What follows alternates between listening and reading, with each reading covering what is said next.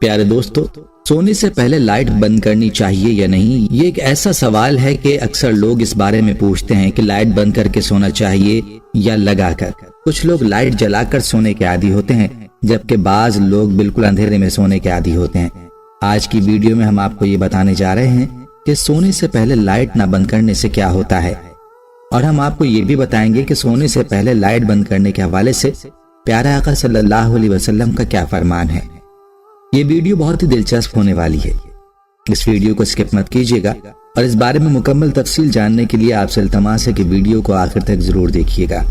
ابھی تک آپ نے ہمارے چینل کو سبسکرائب نہیں کیا تو ہماری آپ سے گزارش ہے کہ آپ ہمارے چینل کو ضرور سبسکرائب کر لیں اور ساتھ ہی لگے بیل کے بٹن کو بھی پریس کر لیں، تاکہ آپ کے پاس فیوچر میں ہماری اپلوڈ ہونے والی مزید اسلامک اور معلوماتی ویڈیوز کا نوٹیفیکیشن بر وقت ملتا رہے۔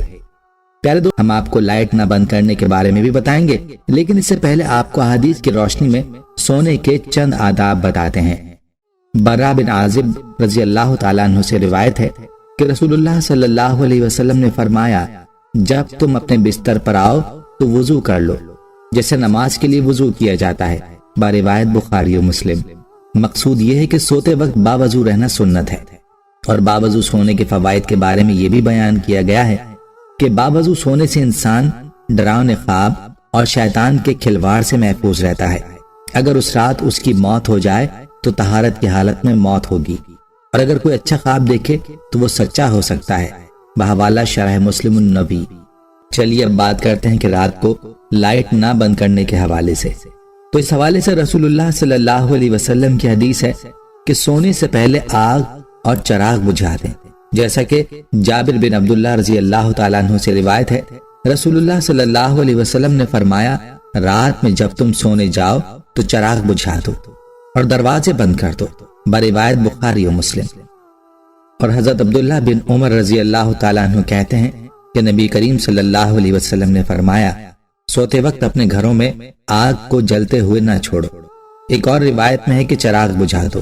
کیونکہ بسا اوقات چوہا چراغ کی بتی کو بھڑکا کر گھر والوں کو جلا ڈالتا ہے، بروایت بخاری شریف۔ دوستو، آپ نے ملاحظہ فرمایا کہ احادیث نبویہ صلی اللہ علیہ وسلم میں رات کو چراغ یعنی لائٹ اور آگ کو بجھانے کی تاکید ہے، اور انہی روایات کی روشنی میں یہ کہا جاتا ہے کہ اگر آگ یا چراغ جلائے رکھنے کی ضرورت ہو،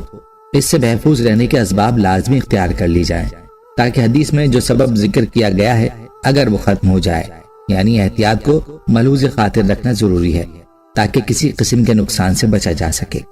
اب اگر بات کی جائے موجودہ دور میں لائٹ کی، تو اس سے اگرچہ آگ بھڑکنے کا خدشہ نہیں ہوتا، لیکن پھر بھی روشنی تو موجود رہتی ہے، اور حدیث میں چراغ کا الگ سے ذکر اس لیے کیا گیا ہے کہ اس زمانے میں چراغ روشنی کے لیے جلایا جاتا تھا۔ یاد رہے کہ رات جس کو اللہ تعالیٰ نے نیند کے لیے بنایا ہے، روشنی ہونے کے سبب اس میں انسان پرسکون نیند نہیں کر سکتا، اسی لیے چاہیے کہ رات کو لائٹ بند کر کے سوئے تاکہ پرسکون نیند سویا جا سکے۔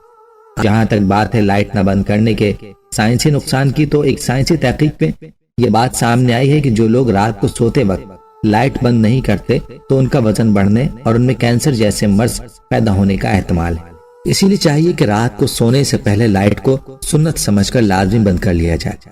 اور یاد رہے کہ سنت پر عمل سے نہ صرف ثواب ملے گا بلکہ ہر سنت میں بڑی حکمتیں ہیں۔ اس ویڈیو کو صدقہ جاریہ سمجھ کر آگے لازمی شیئر کرنا ہے، کیونکہ نیکی کی بات کو پھیلانا صدقہ ہے۔ دوستو،